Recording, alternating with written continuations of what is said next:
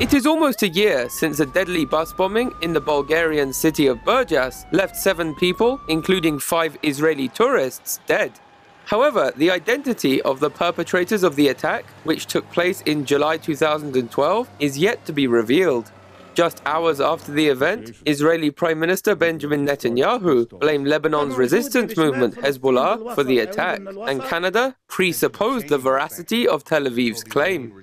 But Israel's interpretation has been brought into question by Bulgaria's newly formed socialist government, which has drawn attention to the lack of evidence proving Hezbollah is responsible. Canada's government and media in unison told the Canadian public that members of Hezbollah, one of whom they said was a Canadian citizen, were responsible for the Bulgaria attacks, in spite of the lack of credible evidence to support this claim.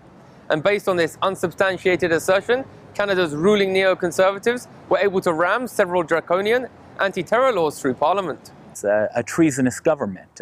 Harper has come out and put the interests of Israel before the interests of Canadians. So it is in the vested interest of Harper and kin to actually put forth a pro-Israeli agenda. And for that to happen, they need to make false claims, and they've made a false claim about Hezbollah being involved in the Bulgaria incident, when the Bulgarian authorities themselves have said that there is not even evidence. The foreign minister for Bulgaria's newly formed socialist government stated during a recent interview, "The evidence is not categorical. We can't take such a heavy decision with serious implications for the policy of the entire European Union on the basis of circumstantial evidence." Some Canadians note that the kind of debate that is being witnessed in Europe over the culpability for the Bulgaria attacks was absent in Canada, where the media and politicians all acted as if it was indisputable that Hezbollah was to blame.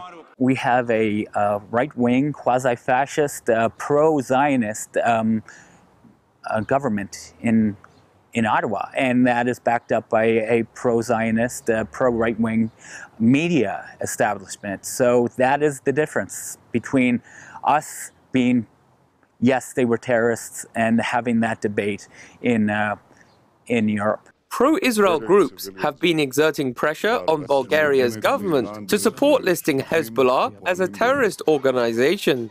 This is not the first international terrorist incident which Israel blamed on its adversaries without credible evidence.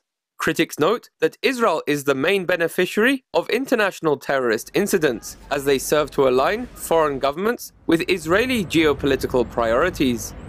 Joshua Blakeney, Press TV, Calgary.